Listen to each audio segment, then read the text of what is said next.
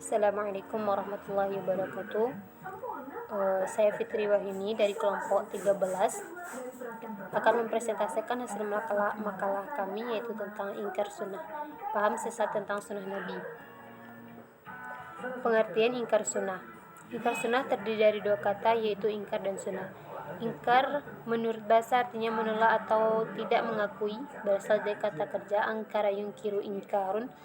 Sedangkan sunnah menurut bahasa mempunyai beberapa arti, diantaranya adalah jalan atau tata cara yang mentradisi suatu tradisi yang sudah dibiasakan dinamai sunnah meskipun tidak baik. Istilah definisi ingkar sunnah yang sifatnya masih sangat sederhana pembatasannya adalah sebagai berikut. Yang pertama, paham yang timbul dalam masyarakat Islam yang menolak hadis atau sunnah sebagai sumber ajaran Islam setelah Al-Quran. Yang kedua, suatu paham yang timbul pada sebagian minoritas umat Islam yang menolak dasar hukum Islam dari sunnah sahih, baik sunnah praktis atau yang secara formal dikodifikasikan para ulama, baik secara totalitas mutawatir maupun ahad atau sebagian saja, tanpa ada alasan yang dapat diterima. Dari definisi di atas dapat kita pahami bahwa ingkar sunnah adalah paham atau pendapat perorangan atau paham kelompok, bukan gerakan dan aliran. Paham ingkar sunnah bisa jadi penolak keseluruhan sunnah, baik sunnah mutawatir dan sunnah ahad, atau penolakan ahad saja atau sebagian.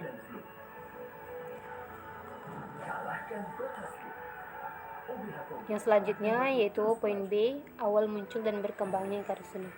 Pertanda munculnya ingkar sunnah sudah ada sejak masa sahabat ketika Imran bin Husain wafat 52 Hijriah sedang mengajarkan hadis. Seseorang menyela untuk tidak mengajarkannya, tetapi cukup dengan mengerjakan Al-Quran saja. Menanggapi pertanyaan tersebut, Imran menjelaskan bahwa kita tidak bisa membicarakan ibadah, salat dan zakat misalnya dengan segala syarat-syaratnya kecuali dengan petunjuk Rasulullah SAW. Mendengar penjelasan tersebut, orang itu menyadari kekeliruannya dan berterima kasih kepada Imran. Sikap penampikan atau pengingkaran terhadap sunnah Rasulullah SAW yang dilengkapi dengan argumen pengukuhan baru muncul pada penghujung abad kedua Hijriah pada awal masa Abbasiyah. Pada masa ini bermunculan kelompok ingkar sunnah yang diikuti periode-periode berikutnya dengan bermunculan tokoh-tokoh yang mengingkari keberadaan sunnah. Poin C, ingkar sunnah mutlak dan ingkar sunnah ahad dan alasan-alasannya. Yang pertama, ingkar sunnah mutlak.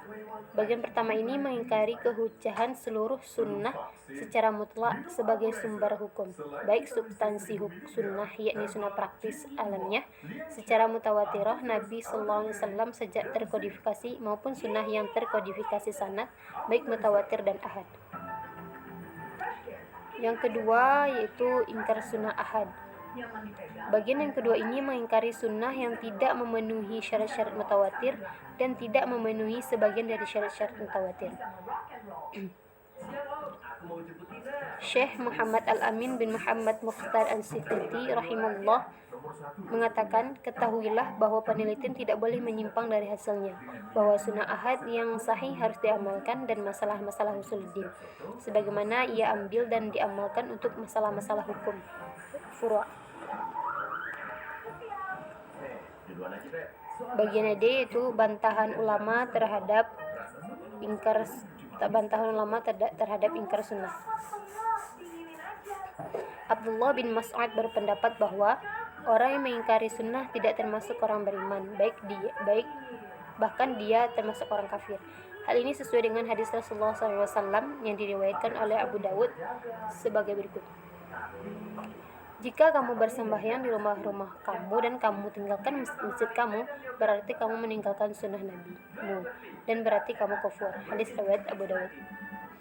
Allah Subhanahu wa taala telah menetapkan untuk menaati Rasul dan tidak ada alasan dari siapapun untuk menentang perintah yang diketahui berasal dari Rasul. Firman Allah yang artinya, hai orang-orang yang beriman, taatilah Allah dan taatilah Rasulnya dan ulil amri di antara kamu.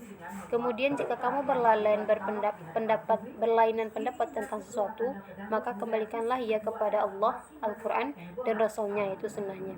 Jika kamu benar-benar beriman kepada Allah dan hari kemudian dan demikian itu lebih utama bagimu dan lebih baik akibatnya. Quran Surah An-Nisa ayat 59. Ayat tersebut secara jelas memerintahkan menaati Allah pada Al-Quran dan Rasulnya, sunnah Rasul. Allah telah membuat semua manusia beriman, merasa butuh kepadanya dalam segala persoalan agama, dan memberikan bukti bahwa sunnah menjelaskan setiap makna dari kewajiban-kewajiban yang ditetapkan Allah kepada dalam kitabnya. Sunnah Rasul mempunyai tugas yang amat besar, yakni untuk memberikan pemahaman tentang kitabullah, baik dari segi ayat maupun hukumnya. Orang-orang yang ingin memperdalam pemahaman Al-Quran, ia harus mengetahui hal-hal yang ada dalam sunnah, baik dalam makna penafsiran bentuknya maupun dalam pelaksanaan hukum-hukumnya. Contoh yang paling baik dalam hal ini adalah masalah ibadah salat. Tegasnya, setiap bagian Rasulullah SAW berfungsi petunjuk maupun perintah yang difirmankan Allah dalam Al-Quran. D. Kelompok-kelompok ingkar sunnah. Menurut Imam Syafi'i ada 3 kelompok ingkar sunnah. Yang pertama, Khawarij. Dari sudut kebahasaan, ada Khawarij merupakan bentuk jamak dari kata kharij yang berarti sesuatu yang keluar. Sementara menurut pengertian terminologi, Khawarij adalah kelompok atau golongan yang pertama keluar dan tidak loyal terhadap pemimpin yang sah. Yang kedua yaitu Syiah, dan yang ketiga yaitu Mu'tazilah. Yang F, para tokoh ingkar sunnah populer sepanjang sejarah. Yang pertama, Taufik Siddiqi. Kedua, Mahmud Abu Rayyah. Yang ketiga, Ahmad Amin. Yang keempat, Rashid Khalifah. Yang kelima, Ahmad Subhi Mansur. Dan yang keenam, Mustafa Mahmud.